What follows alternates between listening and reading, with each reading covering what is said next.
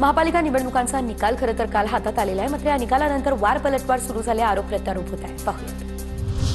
महापौर निवडीआधी आता शिंदेच्या शिवसेनेचे विजय नगरसेवक असलेले वांद्र्यातील हॉटेल ताजलँड्स मध्ये सगळे शिफ्ट झाले.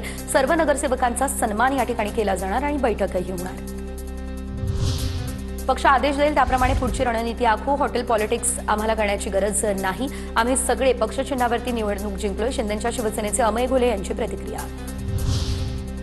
नवी मुंबईमध्ये नायकांचं वर्चस्व कायम. शिंदेंना डिवसणारे बॅनर झळकले. बॅनरवरती टांगाबलटी अशा आशयाचं व्यंगचित्र. नवी मुंबईमध्ये टांगाबलटी घोडे फरार यावरून आरोप प्रत्यारोप. तर दुसरीकडे गणेश नायकांचा घोड्यासोबतचा एक व्हिडिओ देखील व्हायरल.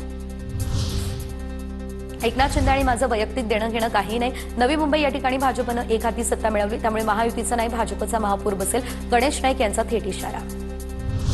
उल्हासनगर महानगरपालिकेमध्ये भाजप आणि शिंदेच्या शिवसेनेमध्ये सत्तेसाठी फिल्डिंग. वंचितच्या 2 नगरसेवकांसोबत शिंदेच्या शिवसेनेचा संपर्क. बहुमताचा आकडा 39 असताना दोन्ही पक्षांना प्रत्येकी 37 जागा.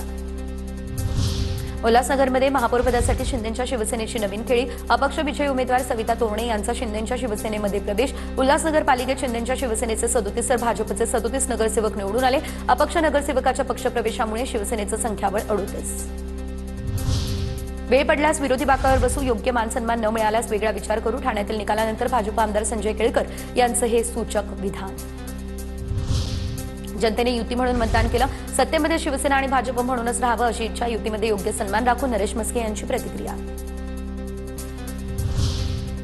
नवनीत राणा यांना आता भाजपमधून निलंबित करा. अमरावती पालिका निवडणुकीमध्ये पराभूत झालेल्या 22 उमेदवारांची मुख्यमंत्र्यांकडे मागणी. युवा स्वाभिमानीचा उमेदवार भाजपचं असल्याचा प्रचार नवनीत राणा यांनी केल्याचा आरोप.